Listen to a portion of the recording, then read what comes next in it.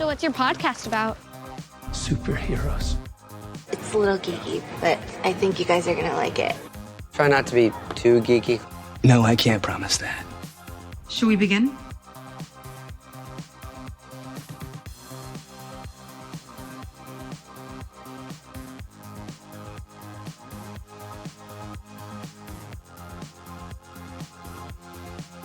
Listen to me now.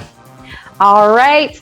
Welcome to Geek and You Shall Find, the podcast. I'm Kelsey Dickerson, joined by Mr. Brad Fay, wearing none other than his amazing Transformers shirt. And coming straight from Floribama, we got Noah Berlin, as well as Kate Fay, who is, as it does not look like, is on the side of Thor. Don't worry, she's perfectly safe. They're not fighting each other. Thank you guys so much for tuning in. Now, if you have followed along with us, you know that we are ranking the top of the bottom MCU movies according to Rotten Tomatoes. That means next we have Thor, The Dark World. So before we get into it any further, if you don't know anything about Geek and You Shall Find, please make sure to tune into your streaming services to watch Geek and You Shall Find, the documentary. Lays the groundwork for everything that Superhero Faces is all about. We'd love for you to be able to follow us at Superhero Faces on Twitter, Instagram, Facebook, and of course, make sure to like, subscribe, and share this podcast. Even if you don't like it, please comment, because we always want to learn, or we just want to talk shit to you. I don't know. Well, it goes either way. Just kidding. Hero Superhero Faces, we're all about love. Sometimes we're about the cringe. And speaking of cringe, I think we have some nerdy news. I don't know if it's cringy or not. I'm just going to go out on a limb and say that. So Noah, please take it away. What is some of the nerdiest news of the week that we got going? All right, I'm not sure why this is cringy. I don't think it is. So we'll say. Sometimes I just say stuff and it just comes out. Okay. All right. So, all right. First off, nerdy news of the week. Over 10 million people tuned in to watch the House of the Dragon premiere live last week. We were up to over 20 million viewers of the first episode. And so it has become HBO's biggest premiere ever. And obviously a lot of amazing shows like original Game of Thrones, Sopranos, The Wire, a million other really, really good quality shows on HBO. And for this to be the number one premiere ever in terms of viewership is pretty amazing. So based on those huge numbers, as well as praise from critics and fans alike, the show has already been greenlit and renewed for a second season as well. So exciting news there. Speaking of being renewed for new seasons, the Umbrella Academy has been renewed for a fourth and final season. So that one is another really good show.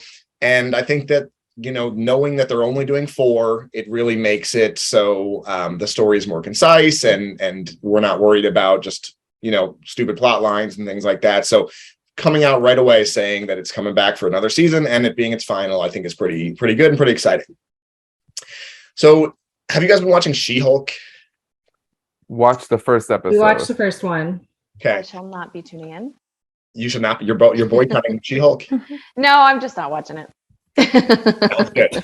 So in episode 2 of She-Hulk, we got our second reference to mutants in the MCU, which is very, very exciting. Obviously, the X-Men have been living in their own universe with all types of rumors of them crossing over and everybody trying to figure out how that's going to happen. And I guess I'm wrong. It actually is a third reference to mutants, because the first one was in Doctor Strange, The Multiverse of Madness, when Professor Charles Xavier plays a role there in an alternate universe.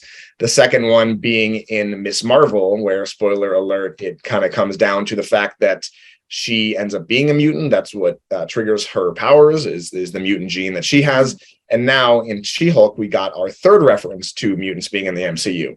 So at one point in the episode, Jennifer Walters, she's reading an article online, and a lot of sleuths on the interwebs have taken screenshots of what she was reading, and you see links to other articles, one of them saying, "Man with metal claws caught fighting at a bar," and which is definitely a Wolverine reference, which is very exciting. So Wolverine will never fight, first of all, and he'd never be caught in a bar. So this is some slander that I don't stand for. Except in the first X-Men movie, he literally was in a bar fight. Other than that. Other than that. Ancient history. Yeah, there was also another bullet point on that same article. My dog is very excited about Wolverine. There's another bullet point in that same article that talks about why is there a giant human head popping out of the ocean? So that's obviously in reference to Eternals, and I'm just glad someone's finally talking about it because there have been a number of projects since Eternals, and no one has even mentioned the fact that the world almost died and there's a huge celestial coming out of the ocean. So yeah, so that's that, and I'm just glad they're talking about it. Finally, Jeffrey Dean Morgan, whose previous comic-related work included playing Negan in The Walking Dead, he played the comedian in The Watchmen, and he played Thomas Wayne in Batman vs. Superman. Love that movie. He has joined the cast of The Boys for season 4. So I'm very, very excited about this. The Boys, one of my favorite shows. And Jeffrey Dean Morgan is an awesome actor who plays a lot of really iconic roles. And he will be joining his Supernatural co-star, Jensen Ackles, who was an awesome and a fan favorite addition for season 3. So that one's going to be awesome. And that would do it for Nerdy News. Kate and I are very excited about that last piece of news because Soldier Boy, yes, please. Also, going back to Game of Thrones or House of the Dragon, I know that a lot of users were kicked out of HBO Max, like weren't even able to watch it. So I wonder what that number truly would have been to tune in if everyone would have been able to watch it and it didn't crash. Thank goodness it didn't crash on any of us. Ah, that's a good point. Yep. Could have been bad. I would have been very angry if it crashed on me. I'll tell you that. You would have been the She-Hulk if that would have happened. So just Hulk then? No, No, definitely Shield. Okay. Yeah, She-Hulk too, so not even like the original. I don't know. All right, now moving on. All right, like I mentioned earlier in this episode, we are going to be exploring everything surrounding Thor: The Dark World. The good, the bad, the ugly, aka the cringe, which, spoiler alert earlier when I referenced the cringe. But referencing Eternals as well, we've also reviewed that. So make sure you head to our YouTube or listen to us on most of your podcast episodes to see what we thought about Eternals. Now, Noah, for anyone who is not familiar, it's been a while, or maybe they just don't know where we're at in the universe for MCU. It can be a little confusing. Can you please set the stage for Thor: The Dark World? I would be happy to. So, released in 2013, Thor: The Dark World was the second film of Marvel Cinematic Universe's Phase 2. Loki, Thor, and Jane Foster were first introduced in Kenneth Branagh's version of Thor, the first one, in 2011, and the two Asgardian brothers returned for Marvel's Avengers that following year. Avengers ends with Earth's mightiest heroes prevailing over the God of Mischief and the Chitauri army, and Thor taking the Tesseract and the bound and gagged Loki back to Asgard to answer for his crimes. That's where this movie picks up.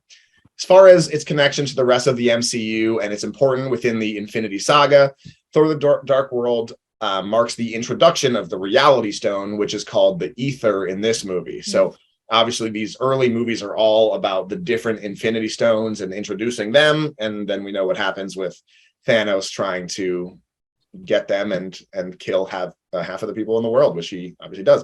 So with a 66% score on Rotten Tomatoes, Thor: The Dark World comes in as the third lowest rated MCU movie.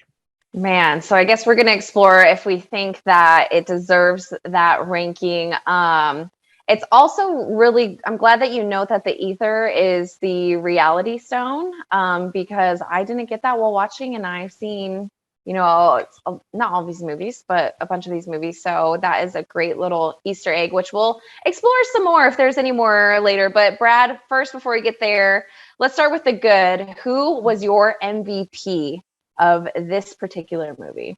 But for the MVP, I didn't have a single character. I just had the family as a whole. I really enjoyed watching all the different family dynamics, and you got the chance to kind of see everybody interact with each other, or between Odin and Thor, Odin and Loki. What was Loki's relationship with his adopted mother Freya? Freya's relationship with Thor and Loki. I just really thought it was really cool to just see the different family dynamics, the way they all viewed one another, and this being a lot, spoiler alert, ends up being the last time that you see that whole family kind of together and have those opportunities to share those relationships. So I thought they did a really good job of kind of taking full advantage of that opportunity. Yeah, especially because, obviously Loki is just coming back, and you're just seeing the weight that it was of him learning that he's not truly related. I mean, he definitely looks very different from all of them, but who knows? Family things are crazy. I personally had the Queen, Thor's mother, as my MVP. She was fucking badass when she was protecting Jane Foster. Absolutely Xena'd that shit. If Thor would have came in just a millisecond quicker, they could have really torn up that dark elf or whatever you call him. But Kate, did you have any MVPs, or do you agree with Brad's familial ties? Yeah, kind of in that vein. I also had Frigga, just because she was so awesome in that moment. She was such a badass. Jane was being kind of wimpy and was like hiding behind the little column or whatever. And Frigga just went out there and was like, I'm ready. And she wasn't even like scared. Like, I feel like she knew that she might kind of die there. And she seemed like she wasn't even fazed by it. And I also thought she was like, just kind of like Brad was saying with the family dynamics, like she just was being like a really good mom. Like Loki was being kind of a bitch ass teenager, almost acting like, you're not my mom. And she was still just being very kind to him, was still treating him like a son. And I thought that was like just a true mother right there. And then the other one I had was Hamdall, just because I love him. And I think he's also a badass. And I just think it's really cool that he's like so dedicated to Asgard. Like he would literally do anything to protect Asgard. But he did like commit some treason there a little bit for Thor, but it was like in a really cool way, and it was for a good reason. It was good treason, you know? Yeah. It's only kind. Noah, is there any MVPs that we missed that you particularly like? I'm gonna make it a clean sweep with you guys. If I had Frigga as the MVP as well, she switched the dynamic a little bit, because you see her as a concerned mother, you see her as a loving person who is, looking out for Odin, looking out for the kids. But then, so you think maybe she's going to be like, week one, a gentle mother, and like, no, she wasn't gentle. She was she was doing work.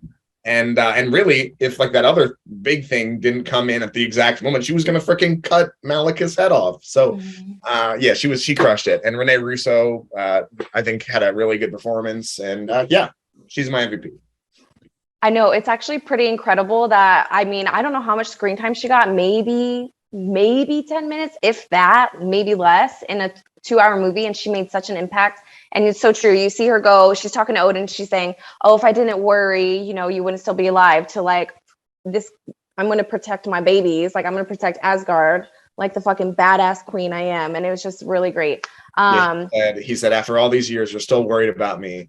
And she said, the only reason that you're still alive is because I am still worried about you. Which is such like really quick. You said Renee Russo is the actor? Unless I just made that up, but yes, I think. Is she related to the Russo brothers at all? No, not the directors. No. She does have Russo, yeah, but she's not related to them. I think she has a famous relative, but yeah, not the Russo brothers. Okay. Well, so Kate, you kind of referenced like, Jane was being a little bit of a bitch behind the column. Taking it back to you, Brad, we just talked about our MVP clean sweep with Queen, Freya. Was there any LVPs for you? I mean, Kate kind of nailed it with, Jane, nothing against Natalie Portman. She's incredible. I think she took the part that was given to her and performed it as, well as she could, but like, Jane was awful in this movie. And at one point I was just making notes on all the reasons Jane is just terrible in this movie. I have Jane sucks. She sucks on her date at the beginning when she's not paying any attention to her date. She sucks when she awakens. The guy from Bridesmaids. Mm-hmm. Yes, that is the guy from Bridesmaids. I love him. I did not remember that dude was in this movie, by the way. Me either. What is this? Just getting disrespected by Jane right from the jump. Yeah. She sucks when she awakens the dark elf. She sucks when she yells at her friend, was it Kat, for calling the police, and she's like, "Oh, I was missing for 5 hours." Then she leads the guy on when he calls her back, and I know she doesn't know what's going on, but she like leads him on again and does nothing redeeming like the whole movie. There's not one thing she does to add or help in the situation. She literally just like kind of opens up Pandora's box and then just kind of like, you guys handle it. This is outside. And it's just a reminder of like what a 180 that character ends up kind of being by the later films when she is a badass. Yeah, I I actually made note specifically of a couple different lines that, I mean, I put them originally in my cringe moments, but now they're just going to go into LVP too because you inspired me, Brad. But the writing for her specifically was terrible. It was really bad. Okay. Like, so when Thor first shows up, and he's like, "Where were you?" Meaning like you disappeared and activated the ether and the fucking dark elves, right? Where were you? And she goes, "I was right here where you left me. I was waiting. I was crying. Where were you?" Like, okay, that was cool. And then the worst one, which I was really like, I completely eye rolled on this one, when she sees Loki for the first time and she just slaps him and she goes, "That was for New York." Yeah, that talks like that in real life. Like that, that one was brutal. So yes, that's so weird. Did they have a different writer just for the one character? Like Loki, no, I'm sure that's not like it was brutal, and it reminded me of to an extent in some of the prequels when her as Padme in Star Wars, like some of just like the lack of chemistry that she had with what's his name who played Anakin, and just like I don't know, it reminded me of such like a nothing role. I don't know, but at least everyone in that movie has parts with terrible dialogue. This was like it was just her. I agree. I wouldn't say it was just her. I think her LVP was her assistant. I also had like everything she did was so annoying. I thought her lines were really cringe too. Like I couldn't with her at all. But yeah, I agree. Jane Foster it is crazy because obviously we just talked about Thor, Love and Thunder, and she was amazing. And it almost was like Thor and her like switch roles of like, I thought Thor was kind of annoying. Didn't make sense the way that his character was written. And in this one, it seems the same way with Jane Foster, that she's brilliant. She obviously knows that Thor is a god who goes and protects everybody. They just had something crazy happen in New York, obviously. So he's going to try to help other universes. Like, none of it really made sense in my mind. But Kate, did we basically cover your LVP? Did you have anyone else that you would like to, that maybe had a different writer just for this movie, according to Brad? Yeah, so I did also have Jane, just because she was just so annoying in this movie. And like Brad said, she really didn't add anything or do anything helpful. Mm-hmm. Which I know you're a human, but like you can still help. I don't know, not be annoying.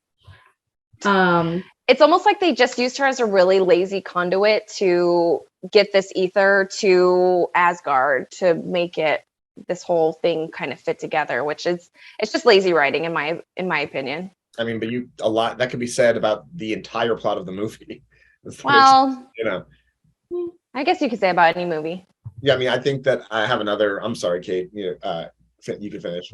Yeah, I just have a couple more. And I just thought, like you guys kind of said this already, but I just thought it was really interesting to see her as like purely human when we kind of just watch the opposite, where she turns, into superhero, and just totally kick ass and be so like dying to fight. Where in this one, she's like running and hiding. So I don't know. It was just interesting just because we kind of watched them back to back. My exact note here is I love Loki, but he is a little bitch. I just think it's really annoying that he's like stuck on this, like, well, I have a right to the throne when like, no, you don't. Like, yeah, you were born as royalty to the Frost Giants, but we're not in Frost Giants land. So you have nothing to do with the throne here. I don't know. So it's just like weird, but I do love the Yetis. I love like his little, tricks, and he's funny and whatever. But and then my last one was just the villain, Malachi. Just so like nondescript. You could have like literally stuck any villain in there. His motivation was like non-existent. Like there was a war a long time ago, and so he wants to ruin the world and make it dark because they lost, I guess. I don't know. Maybe He's a I'm sore missing loser. something. I'm right there with you, Kate, though. I think that Malekith was my other one, and just really the dark elves in general. Like, that's real. The dark elves. The best part about the dark elves was in Endgame when they're like talking about their plan to get all the Infinity Stones, and they're like, "All right, Thor, what do you know about the ether?" And he's, "Well, I had to defend from the dark elves." Ooh. It was like, it's just like how fun and how absurd that entire plot line is, and just how stupid. But the dark elves, and they're, what do they want? They want to return the world to darkness. Okay. For no reason. Not basically. not even just their world, like every world. No, every world. Yeah. The 9 realms, put it in darkness, whatever the fuck that means. It was just very stupid. Oh, I do. Sorry, I have a really, really quick note on the Dark Elves. I do have a note that Malachi has some dope Targaryen braids. Yeah, and I had one too that they had dope. Like the army of them had those cool like purge style masks. Oh yeah, that looks pretty sweet. That looks sweet. I liked their things that they threw at at people too. That just like I don't know what it did. Yeah, I don't know what it did to them, but those were pretty cool. Yeah. I also have a honorable mention, LVP Odin. I mean, he's the Allfather. Like, he's dope. Odin is a badass, and he isn't used that way in these movies. And Anthony Hopkins is fucking awesome. And he just don't use, like, he was just kind of a dick the whole time. He was a dick to Thor. He's a dick to Loki. I mean, I don't know. He didn't really serve any purpose in this, and he wasn't even really badass. At one point, he comes in with his spear and he kills one elf, but that's really the only thing that's cool that we see him do the entire movie. So I thought Odin was an LVP as well. That's a good call. I didn't think of him. Yeah, they totally underutilize him. Yeah, I agree. I'll be talking about that a little bit later. But speaking of which, a lot of the stuff that you guys mentioned is a little cringe. So for me, I kind of referenced it a little bit earlier. Obviously, both assistants were very cringy to me. But literally within the first 20 minutes, they find this, I don't even know is there a word for it? I just describe it as like a wormhole almost. Like, what is it? Like, it's kind of like a wormhole. And so the kids are throwing stuff into it. Jane throws something into it. The assistant does. Then the assistant to the assistant, the guy, I guess. He fucking throws his keys in there, full well knowing that they could return, they might not. And just being like, were those the car keys? They just went there, and he's like, oh, I don't know. It's like, literally, I was like, oh, is this how it's gonna go? It's like literally within 20 minutes, and I was like, this is awful. And he also served no purpose, in my opinion, either, other than just to kiss the other assistant at some point. yeah. Anyways, that was so cringe. I couldn't. Yeah, there's no way. But I know that that couldn't be the only cringe moment that anyone saw. So, Brad, opening up to you, what was your cringe moment? I mean, I would say the assistants and the intern, that whole like relationship was kind of just, I don't know, it was like cringe. It was just like at the very least, it was not interesting. Like, was anyone invested in that? Like, did anyone care? Was it really funny? Like, maybe some people found it humorous, but I don't know. It was funny because I told Kate during the movie at one point, like with the assistant, I'm like, I feel like she's supposed to just be getting a reaction out of people. Either there's the people in the theater that are like, I love her, she's so funny, or the people that like can't stand her. I'm like, I feel kind of like neutral, like whatever, could we just get past this? Like, she wasn't bothering me like slowing up things, but I definitely wasn't like so glad whenever she had a moment. I'm like, okay, I guess we got to do this. You know what? I didn't think of this until you guys are saying this now, but I think that, I mean, as we know, the Thor that we see in the first movie and this one is very different from the Thor that we see in the next two movies. And they really add that element. I mean, it was when Taika Waititi came in as director, but he added that comedic element that is now become a staple of Thor's character, for better or for worse. But knowing that it wasn't like that here, and so there really was no comic relief in the movie at all. And I think that was the reason why they had this assistant and that whole storyline, which was very stupid and it wasn't funny. But I think that was their way of adding some comedic elements to the movie, because you weren't getting that from the main characters. That's a really good point, because you're not going to get that from Odin. But I mean, They did have moment like when Loki turns into Loki. Captain America. Like that's a really funny moment. But you're right. I guess there wasn't like a consistent way to be humorous when you're not relying on Thor for that. So I mean, but we talked about this when we reviewed Thor: Love and Thunder. Like, you don't really need that in these types of movies. Let it come naturally. Like when it works for the character, like Loki was really funny. Obviously, when the professor or the scientist Eric, like, you know, he had some funny things, and then obviously Stanley's cameo, like that was naturally funny. Like I really enjoyed the fact that Thor was his badass self, like serious, like was like down to business, but then still like you could see like, you know, his personal side of things, and with his relationship with Jane, with his relationship with his family, you know, forgiving Loki and all those stuff. But I digress on that point. We'll get to that a little bit more later too. But Kate, did you have any cringe moments? No, I kind of stole it. Yeah, when Noah. I steal.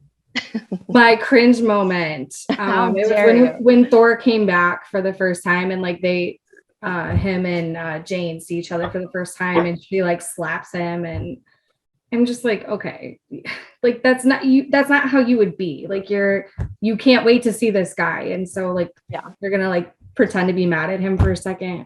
do you think in the it movie just seemed very theater- like slapstick, like unnecessary, like just trying to get a laugh. And I really want to know if when that happened in the movie theater, someone stood up in the audience and went, "Hell yeah, you go, girl." get him, Jane. That is the New York." She's an independent woman, don't need no man. Yeah. Don't slap him once, slap him twice. That was okay. I also didn't understand why when he comes that the rain isn't on her. Is he doing that on purpose? Like, or is it just or was it a part of her being the ether? Because she inside had of the her? ether in her, right? I don't know, because when he Am I was making standing that up? there, he didn't have any rain over him either, I don't think. So I'm not sure. That's what I thought, but I have no idea actually. I don't know if they like said that. Well, I mean, there's just a lot of things that were just convenient, I guess, in that like she just happens to walk through the portal that finds the ether. Like, what was that? Yeah. I don't know. But then another thing was just the disrespect that all of these Thor movies give to the Warriors 3.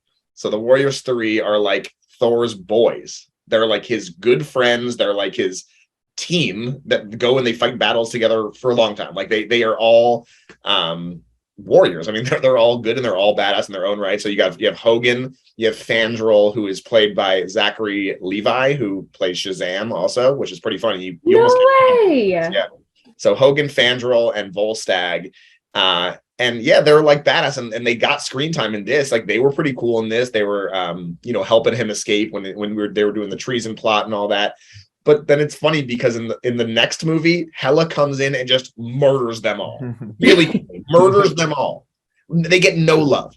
And then in Love and Thunder, when Korg is narrating the story and is like, Thor was very sad because he lost the love of his life, and he also lost his money, and he lost his daddy, and like whatever. And he's like, and this guy, and this guy, and he's so getting murdered. He doesn't even say their name. Like they are just erased.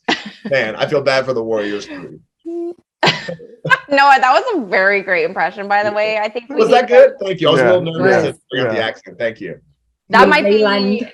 yeah, that might be your best accent yet. So Wow. All right. that's saying a lot. That really is saying a lot with It your is saying a lot because I have a lot of great accents.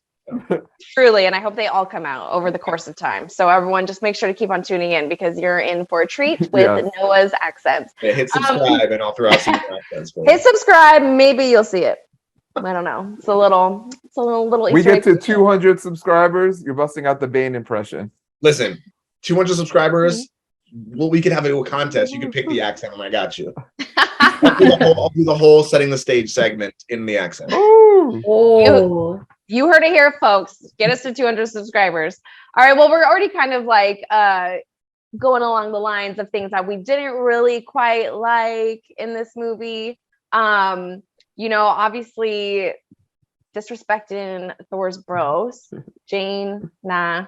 Some of the things, just kind of discrepancies here and there. Was there anything else that really stood out to you guys that you're just like, yeah, I don't know about this. Maybe it does deserve the third ranked MCU worst movie according to Rotten Tomatoes. Was there anything else that stood out to you guys in particular that you just didn't like? Why was Dr. Eric Selvig crazy and getting naked? Like, they didn't really. I think I asked the same question. Kate asked me the same question. I remember him being like possessed in Avengers and Loki messing with his mind to get him to shoot the beam up. Yeah. So it seems like to me somewhere there's like a deleted scene of like, oh, he hasn't been right ever since Loki, messed with his mind to, open up the portal. Like it seems like there's a scene like that and it just got deleted. Because like you guys are right. Like, are you saying there should be, or you're saying there is and you just I'm saying I bet there is and it got deleted. Otherwise, like there really is no explanation because like Hawkeye also got possessed by it and he didn't suffer any like long-term damage. Like he was possessed by and they could have explained that like, oh, Hawkeye is more mentally like able to kind of stage this off or something like that, but there was really no explanation. And that's the only thing I could think of is if or maybe he felt so guilty about what he had done that drove him crazy, or like it seems like something they could have just given some quick explanation. They made it seem like he had all these outlandish theories, which of course ended up to be true with the convergence and all that stuff. And so like if they would have gone the direction that, oh, everyone's calling him crazy because of these theories, even though he's right. But no, they made him getting naked at Stonehenge. Right. Like, right. Okay. Yeah. It seemed really all over the place with that. Cause yeah, he was almost playing like a beautiful mind type thing when he was in the psych ward, like, writing on the board and telling his theories and things like that. But then he had all these medications that they had him throw away. I mean, it was. He's like, oh, I'm right. Okay. He's like, oh yeah, okay. And then, yeah, so it's like that doesn't even make. I don't know. It just doesn't even make any sense to it. I mean, part of it might be like, oh, this is so much information that I think I am right, and like it's the end of not only this world but like the universe as we know it. That could take a toll on it. But yeah, to your point, there just wasn't that much explanation. I don't know. I mean, not that this movie is like super early on, but it also seems like it's kind of still at that part where like Marvel's like the cinematic universe is trying to find its footing. Like we just watched Eternals, and I think it's cool that they're able to reference these things. It's not weird when aliens appear because these are people who have that happen every week. There's some invasion. So like when, it's referenced, oh, are you a sorcerer like Doctor Strange? Like it's cool that they can make those references. But to me, in these movies, it kind of seems like they didn't do that with like him going all like crazy. It's like this guy knows how to build portals that open up other universes. Like you wouldn't just like toss someone aside like that. Like, okay, guy, something's going on at Stonehenge. Like this guy obviously is proven to know some things. So isn't he worth paying attention to? And it seems like the earlier movies were still playing that up. Huh? Well, why was this dick out? Right. Well, why isn't it? I think it should be out more. He had way too many undies. Like, it just seems like early on, like they weren't getting that, and it was like easy to just like throw people out there as like, what a weirdo this guy is. He doesn't know how things work. Versus like now in the later films, they're starting to own it. Like, oh, is this another Thanos situation? Like, they're used to that stuff happening. I think too. That just kind of reminded me too of like the point where she comes back from being 5 hours gone or whatever, missing. And then all of a sudden they're like, okay, well, you guys are all arrested for trespassing. Like, okay. Like that whole thing was like really weird too. That didn't make any sense to me. And did that matter at all? Like, no, not at all. Like lead to anything? Like it just meant like Thor was like, I'm going to take her away from here. Well, I guess like, that was like another thing that like the police went to go touch her. And then it like blasted all the police. It showed the power of the ether. Okay, that's right. Okay, yeah. At least there was a reason to have that situation come up. Like Thor had to get her out of there and take her to Asgard. So yeah, I guess. Kate, was there anything else that you did not like about in this movie? I mean, I just put like I didn't really have anything else to like actually pinpoint. But I will say, like going through it and watching it again, I kind of didn't have as much attention as I do in some of the other Marvel movies. Like it just seemed, I don't know, maybe a little more boring than other MCU movies, but I can't really like put my finger on anything specific. All right. Well, in the final fight, as they're like going through they're fighting Thor and Malekith, and they're going through the portals and they're going different worlds. Didn't that remind you a lot of Multiverse of Madness, where like Yeah. They were like going through, and then they were paint in the one, and they were this, and they were, I don't know. I got, that's neither here nor there, but I got Multiverse of Madness vibes from it for sure. Yeah. I was thinking that there was a lot of like Lord of the Ring vibes in the beginning with like the elves, and like just the way that they looked was very not Urukai. What are the other ones? Elves? No, the monsters that are made. No, not the Urukai. Not the Urukai, like the lesser ones, the ones that aren't as scary or badass. The what? Orcs? Yeah, orcs.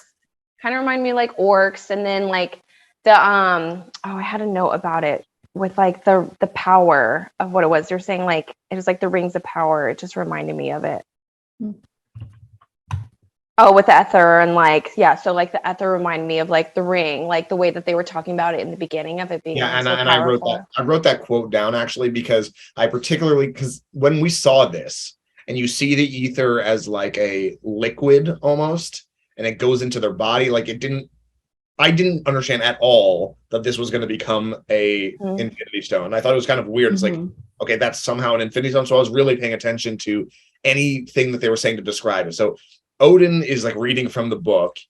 He says, quote, their leader Malekith made a weapon out of the darkness, and it was called the ether. While the other relics often appear as stones, the ether is fluid and ever-changing. It changes matter into dark matter. Oh, okay. That is the description right there.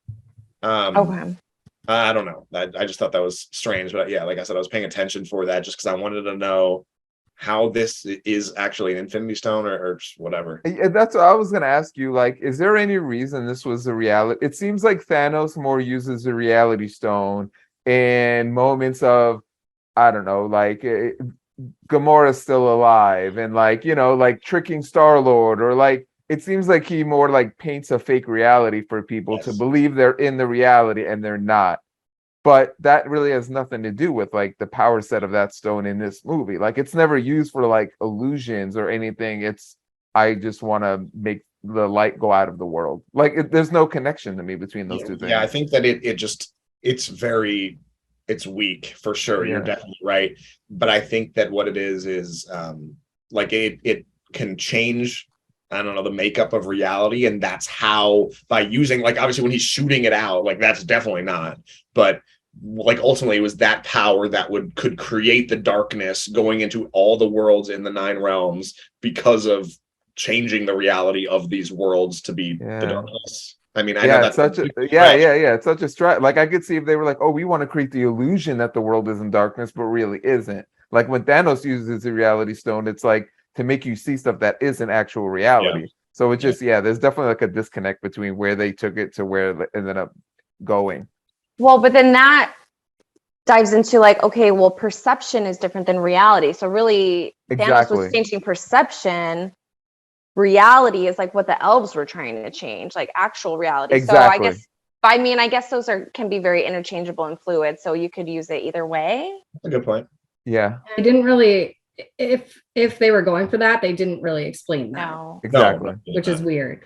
No, if you guys wouldn't have said that was the Reality Stone, I would have absolutely. They could have filled in the blank later and said it was any stone kind of, or not a stone at all. Like it was like Doctor Strange obviously serves a specific purpose geared towards like playing with time. Like, okay, I get that. But like this one, it was like left so vague and then like was later defined much better. Maybe Thanos like just knew what to do with it better.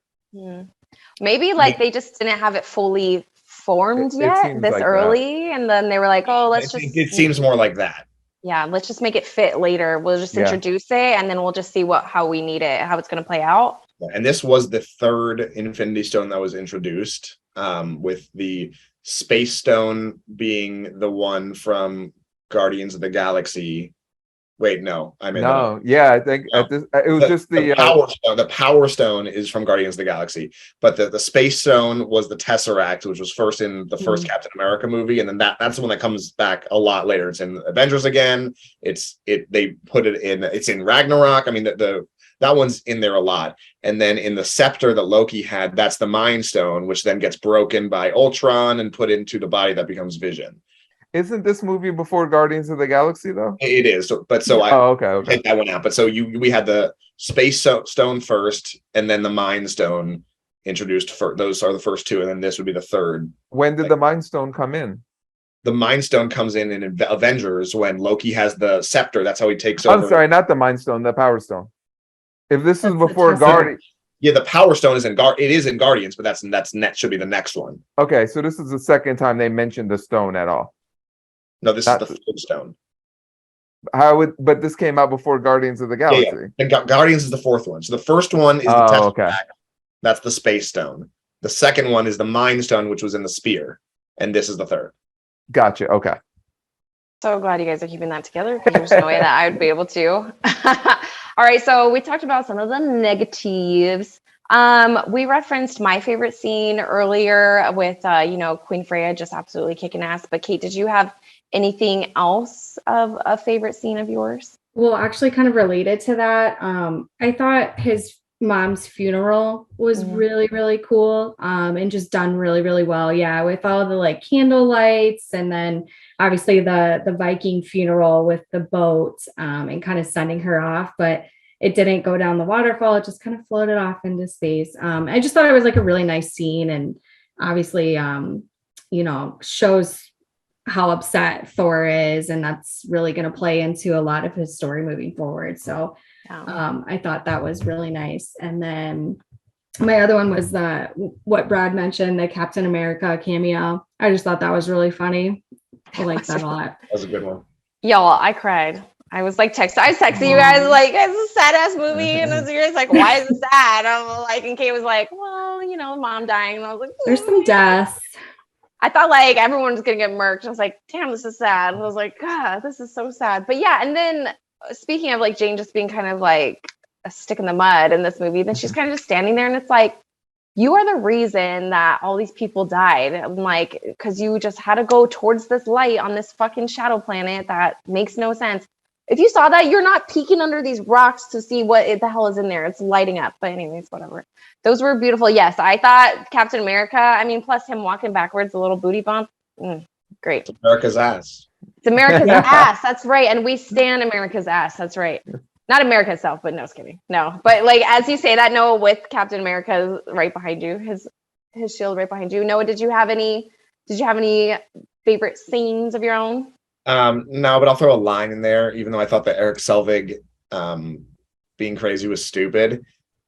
The one part when they like realized they need to come up with a plan for this because this ether is going to destroy everything.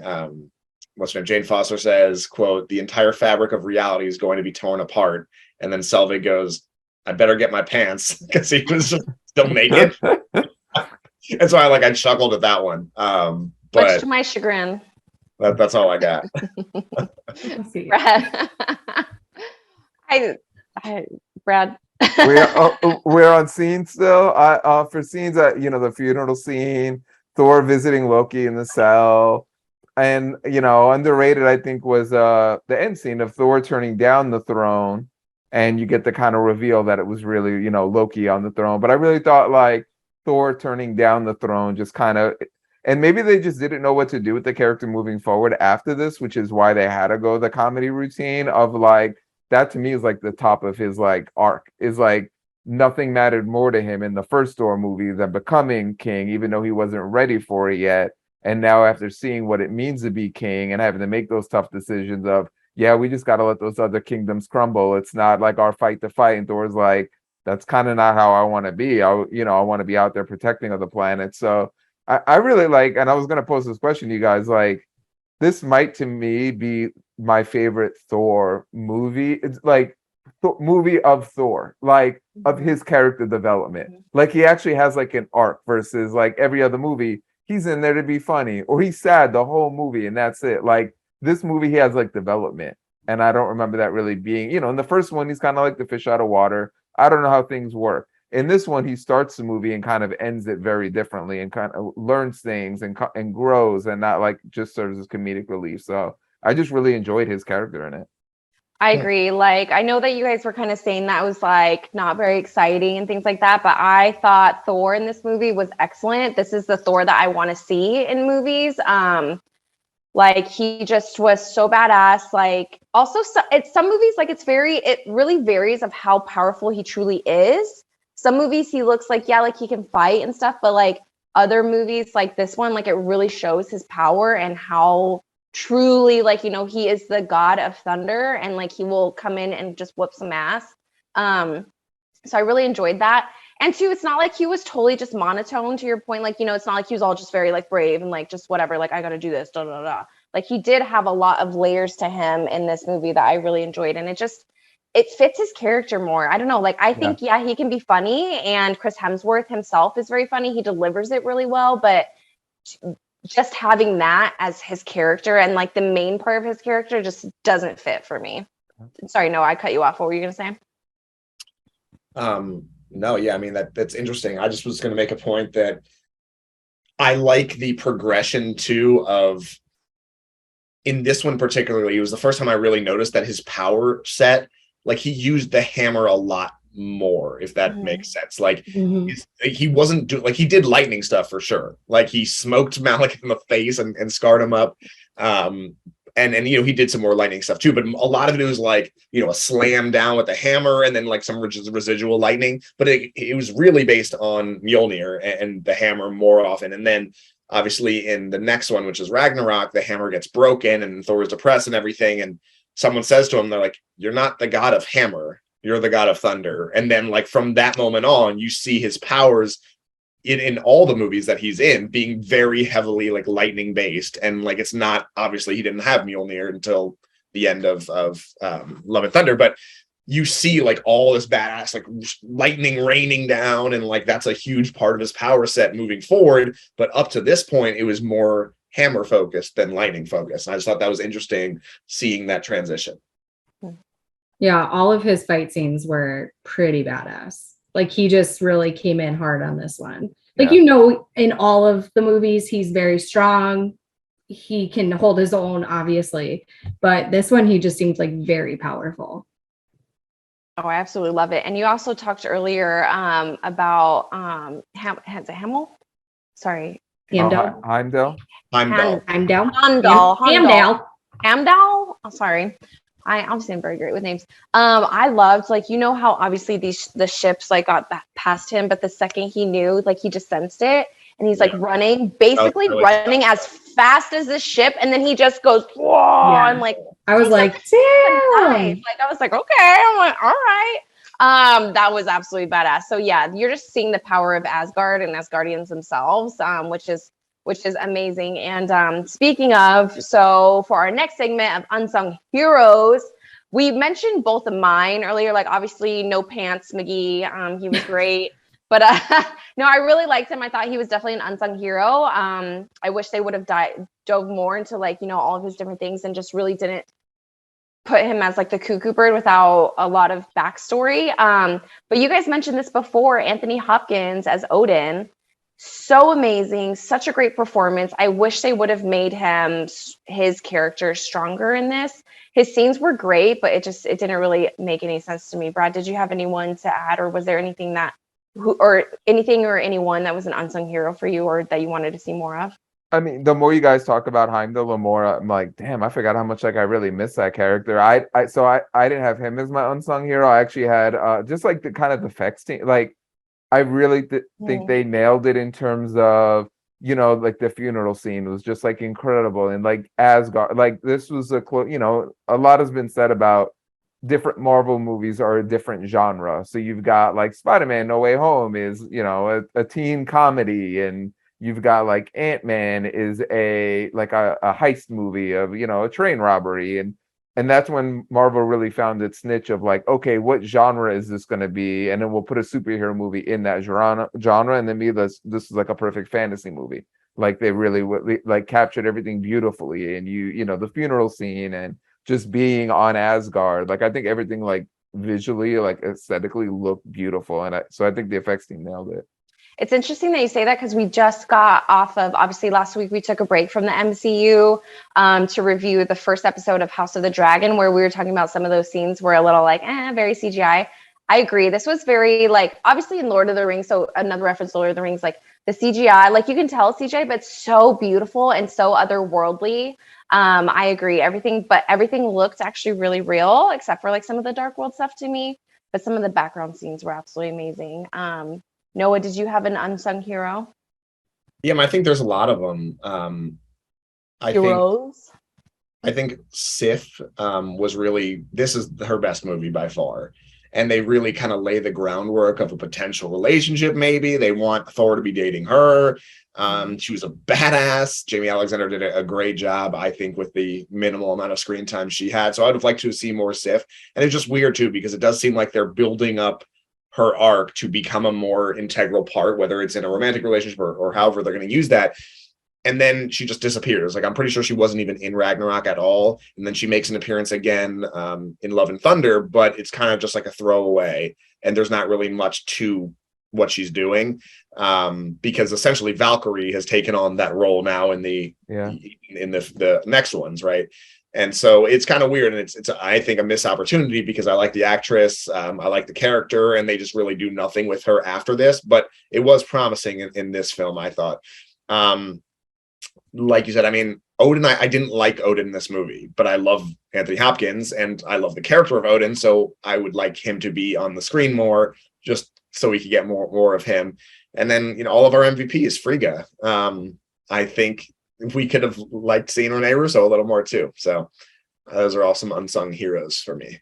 Which, by the way, she also is just absolutely gorgeous. Like, not only is she badass, but she was absolutely gorgeous, queen or not. Like, she's absolutely incredible. Now, we've mentioned throughout some of our favorite lines, but Kate, I know that you mentioned that you definitely had some favorite lines, and it might give us a little chuckle.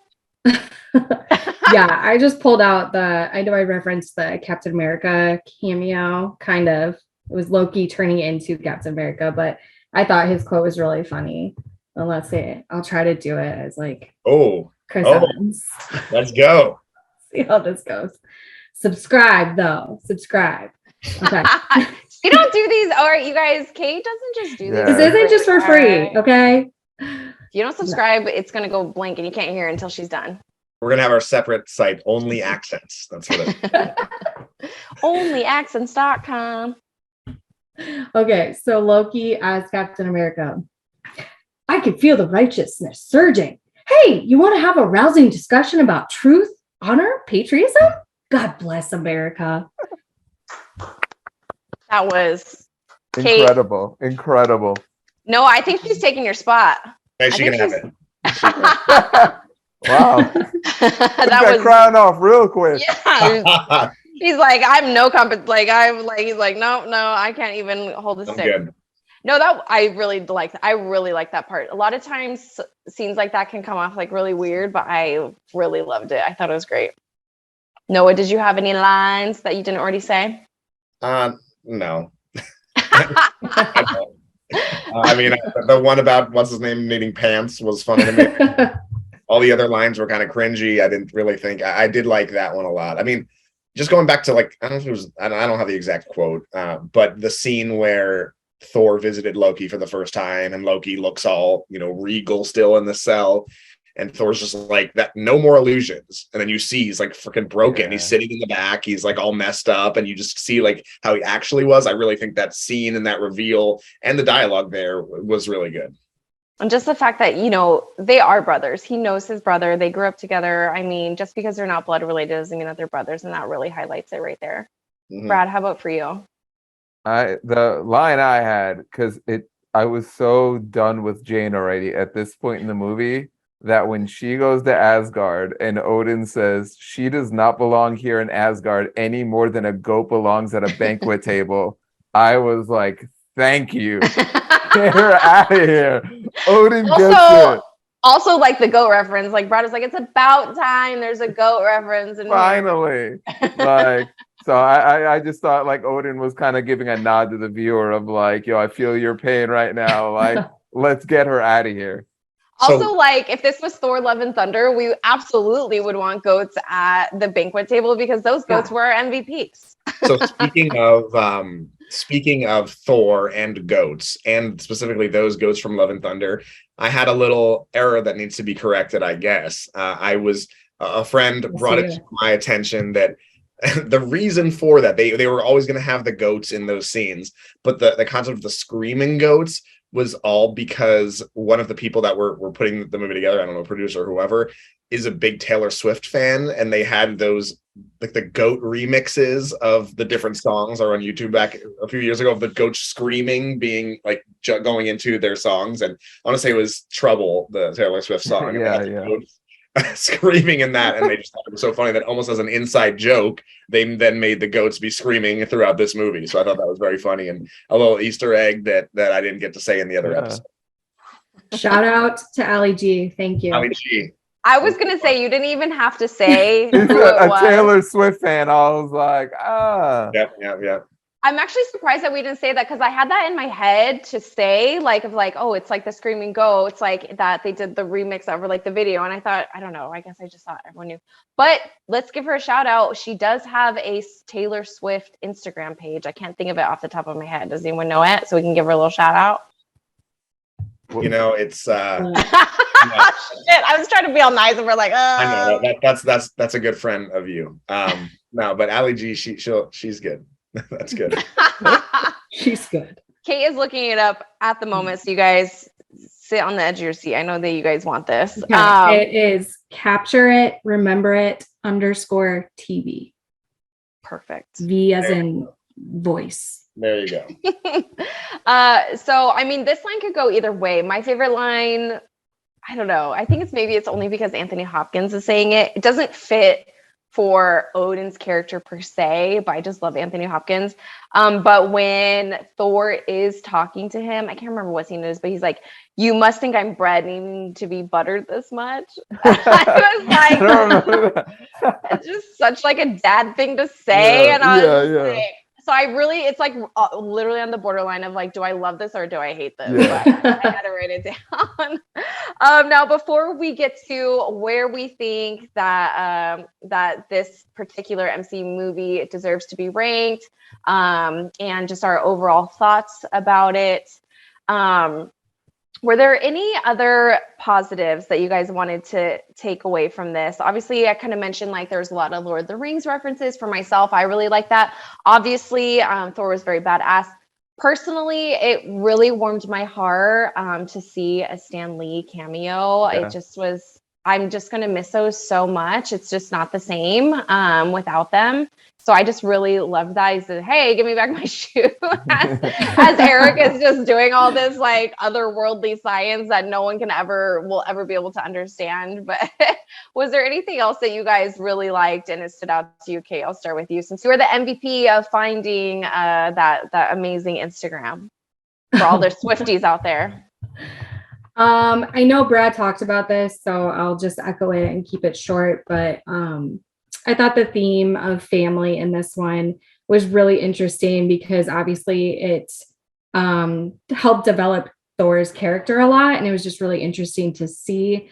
And I also think like as far as the Avengers and a lot of the other superheroes, like we don't get to see much about their family. You know, they may have died earlier or they're like orphans and stuff. So there's a lot of tragedy with other superheroes, and we kind of see that happening. But while they were alive at the time, it's just really nice to see their interactions. And obviously there's, you know, some family tension, but it was just like cool to see that. And I feel like that's relatable for a lot of people. Yeah, I was going to say, so for anyone out there that has some family issues, don't worry. So do Asgardian gods. So I guess it helps you guys out a little bit.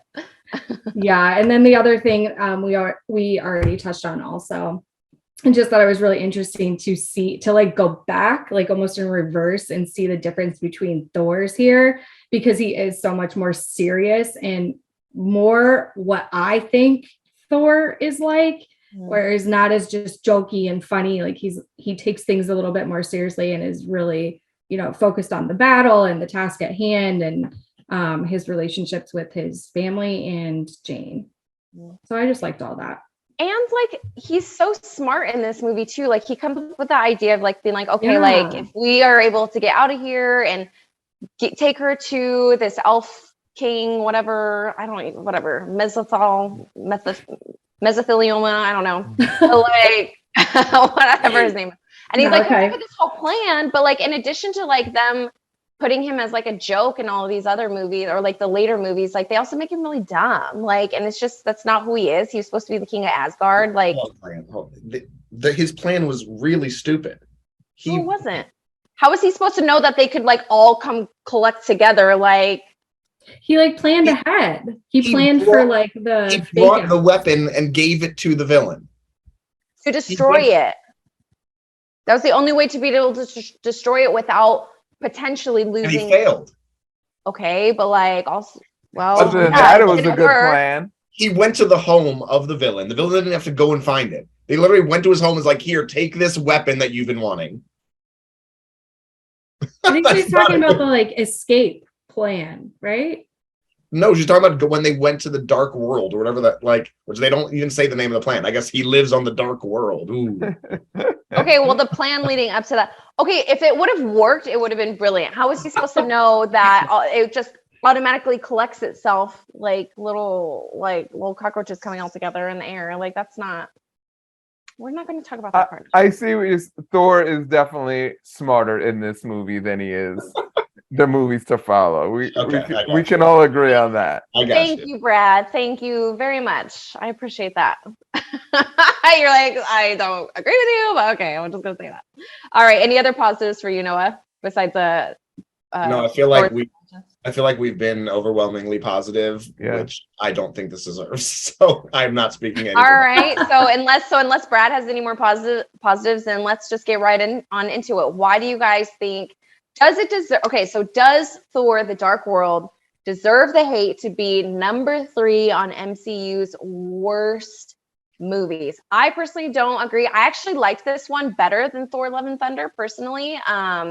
Which I also didn't think deserves to be in the bottom 10 of the movies, but I mean, who knows? Maybe it does if I watch every single one of them. Brad, you're shaking your head. Yeah, I can't believe it's like insane. And like, yeah, eventually we get to the point, I know for a few of them, we said, no, it doesn't deserve to be this low. And like, eventually we're going to get to the point where some of those movies have to be there. Like, it just mathematically is going to work out that way. But I think I don't see any reason why this would be the third worst movie. Like, I actually enjoy it. The villain is maybe one of the worst villains, and that's an important part of a movie. So I can't just brush it off and say like, well, aside from the villain not being good, but I mean, so that is like, a big problem that they had this really lame generic villain that was kind of just plugged in of, oh, he just wants doom and decay and just and accept that. But, I really enjoy it. Like I said, like, I won't say it's my favorite of the Thor movies, but it's my favorite. It's the most I enjoyed watching him in a movie, other than, oh, he's really funny in this movie, or, oh, he made me laugh in this. Like, I felt this like had the best character development for him, and I enjoyed it. I think if you would have taken Christian Bale out of Love and Thunder, put him in this movie, this would be one of the best, like a top tier villain like that, like, and makes sense and has a backstory like stronger than this one. I think would have made it probably one of the best like superhero movies ever. I think so too. Noah, you're kind of. That is such a bold statement. That was a hot take. This is the third MCU movie we've talked about. The first one being Thor: Love and Thunder, then Eternals, and we all pretty much unanimously agreed that both of those films did not deserve to be in the bottom. I think this one unequivocally does deserve to be in the bottom, and I think this one is maybe the worst. No, I dislike probably Iron Man 2 and 3 worse than this, but it's top 3 or bottom 3 for sure. I mean, this movie, let's be honest here. We all are freaking nerds, right? We love this kind of stuff. We love the stories behind it. We love the films. We love the graphics. We love the acting. We love all this stuff we love, right? So none of these movies ever are going to be like, oh my God, I literally can't even watch this. This is just such garbage. None of them will be like that. So this is the closest to it for me, though, because Thor, there's family stuff for sure, but I think they, part of that with Odin, as I said before, was not utilized in a way that I liked. Loki is always great, and I feel like we didn't give him enough love in this podcast yet, because he's just I don't know. Tom Hiddleston is awesome. I said, did you have any more overall positives? You said, I'm done with the positives. Let's get to the negatives. But that's how this is a positive interwoven within all of that. You had a plan. You had a plan. I did. So, I mean, Jane Foster sucked. Basically all of the humans in this movie sucked. The villain was awful. The plan was awful. The plot of the movie I thought was pretty bad. I mean, things were nonsensical. Like, again, I mentioned it before, but I really think it was very stupid how like they find these portals somehow that they don't really explain, and then the one that she's in just happens to bring her to this ancient power. Like, I thought that was just really dumb and just a device to keep the plot moving, or to really get the plot off the ground, I guess. But the writing wasn't good. I mean, like, really, there's not many. It's more trying to pick positives, in my opinion, just to say that they're positives. But yes, this movie was not good, and I think it does easily deserve to be in the bottom 3. All right. Well, then you are a Rotten Tomato hater. So you're one of the ones that did the thumbs down on it. So yeah, and the vast majority of people agree with me. Yeah, you got your wish. You got your wish with all your thumbs downs on it. So Kate, how did you do? You feel as strongly as Noah? Do you feel somewhere around where Brad's thinking? So I'm kind of in the middle a little bit, because I remember this movie being very, very bad and like really hating it. And upon a rewatch, I didn't think it was as bad as I remembered. So like, I will give it some points for that. So I don't know if it deserves all the hate that it gets, because I feel like everybody I know is like, oh my God, that's one of the worst Marvel movies. But I will say, I do think it deserves to be in the bottom 10. Maybe not in the bottom 3, like Noah said, but I do think it's like definitely one of the lower movies, because so many of the MCU movies are so good. It's like something has to be at the bottom. And this is one that I think could definitely be there. And I think like one of the main reasons for me is the villain. I hated the villain. I don't think it made much sense. Yeah. And then Brad also made a really good point after we watched this, like in person, we were talking about it. This movie came out right after Avengers. So I was just going to say that. I was like, sorry. No, it's so totally fine. It's sandwiched between Avengers and Guardians of the Galaxy, right? So yeah. I don't know when Guardians came out, but like, if you're watching this after the first Avengers movie, like, yeah, you're going to be like, I'm so underwhelmed by this. You know, obviously there's way more characters in that one. The plot is cool. Like, it was just a really great movie. So I think that maybe had something to do with it, of why a lot of people don't like it. So yeah, you went from Tony Stark bantering with Captain America and Thor to all of a sudden I've got Jane Foster and the intern. So and the intern's intern, don't forget that. So phase 1 concluded with Avengers, and phase 2 started with Iron Man 3, which is god awful, then which is god awful, and then it went a couple wins. It then was Captain America Winter Soldier, which is incredible, and Guardians of the Galaxy, the first one, which is also incredible. So yeah. So I'm wondering then, that would be interesting to keep on exploring further to see like what movies are directly around it, because that, to your point, Kate, that must have a really big effect. Yeah, you're coming out of Thor, or coming out of Avengers being like, holy shit. Yeah. And you got Tony Stark, whatever, Iron Man 3. Then you're coming to this and you're just like, fuck, like 2 shit movies in a row, like, or 2 movies that aren't quite built up to that expectation that you set in Avengers. So that's a really good point.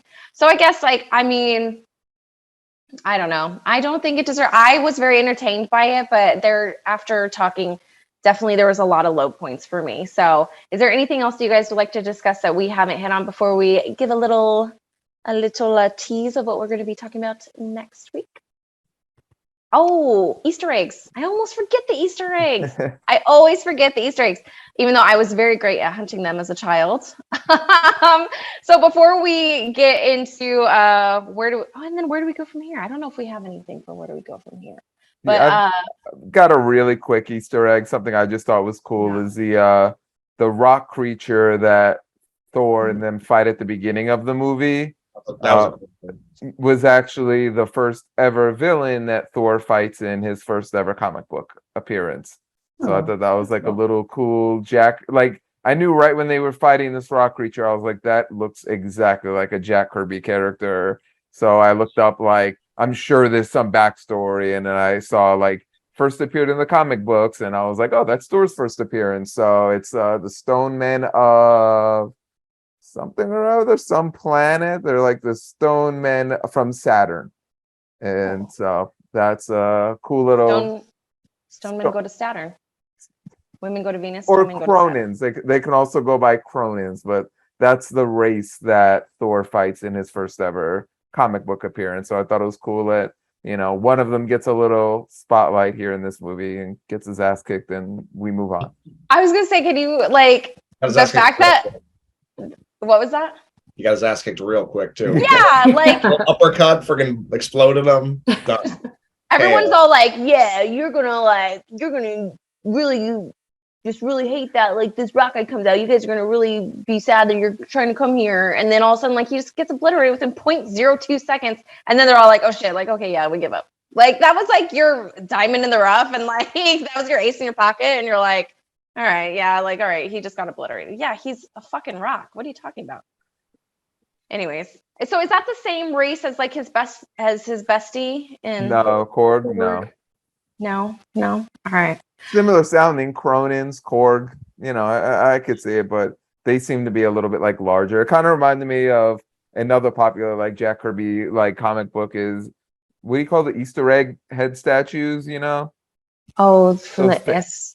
Those big famous like Yeah, I think it's just the Easter Island. Yeah. Like there's like a Jack Kirby comic book about those coming to life, and when I saw this, it reminded me of that, which is what made me see. So there's a lot, you know, you got the Thing, you got lots of rock creatures, I guess, in the Marvel universe. Rock people.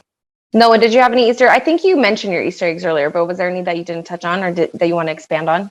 I mean, no, it's just that the Easter egg is the ether, right? Because that's when it comes down to it, that is the only thing that's important about this movie, because that's what makes it tie into the larger story. If that wasn't, I mean, this movie is already forgettable in my opinion. If the ether and something that directly ties into the rest of the Infinity Saga wasn't a major part of this, it would be even more so. Yeah, I mean, you get the Collector, the introduction to the Collector, in the post-credit. But that kind of goes what you're saying. That's also tied to the Stones. But him being like 2 down, like it's like okay, now the Stones are starting to be in the same place. Like, and you know, you already know at this point Thanos has been introduced in Avengers, so you know, like okay, this is where Thanos must be heading. So and he does. He wipes it out. He pulls all of them. Yeah. So in retrospect, like I mean, that's kind of cool. And like anytime, I'm excited to see. I forget what movie. What do you remember? What movie it was? The post-credit scene where Thanos like grabs the glove at the end, and is like if you want something done right, kind of thing. That was Avengers. No, Avengers is when he's told like to fight Earth means to court death, and he just kind of turns towards the camera and grins.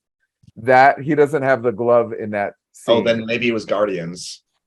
My gut said Guardians. No, Guardians, he just appears. It's after he like one of his other henchmen fails, and the end credit scene is Thanos like going into a safe, and he takes out the glove and he puts it on and says, if you want something done right, do it yourself. And it's at that point it's Age of Ultron. Maybe, yeah. So I'm like looking forward to see that one. You said yeah, maybe, as you just looked it up. Like maybe, yeah. That's a possibility. We'll have to look into that further. That is an MCU movie, yeah. I was looking forward to rewatching that movie as it is. Like I'm really just looking forward to that one. I think that one might be another one that's a little bit better once you kind of know the ones that follow. So more reason to look forward to us reaching that one on our list. All right. So before we let everyone know what we're going to be doing next week, I just had a question just for myself. So obviously Loki was at the end pretending to be his dad, Odin, the king of Asgard. Is it safe to assume then that Loki has him like locked up somewhere? What is that? Just what the about that in Ragnarok, because basically Loki, I want to say like sends him to, was he on Earth?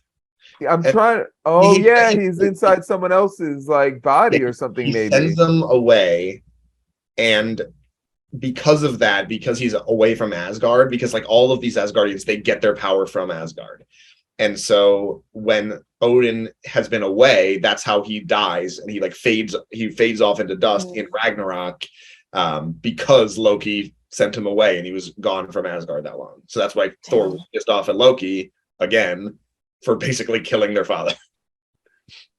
So how did he get how was he able to do that? Because at that point he didn't know that Loki had done anything good. Like Thor hadn't had the chance to explain that yet. So how did they let him get so close, thinking that he's still a bad guy, should be a prisoner? I mean, he could take any form, so he might have just disguised himself as Thor for all we know. Marched in there looking like Thor and sabotage him or something. Yes. Okay, thank you guys for quenching that. Any last thoughts before we get into what we're going to be covering next week? What do we got next, Kels?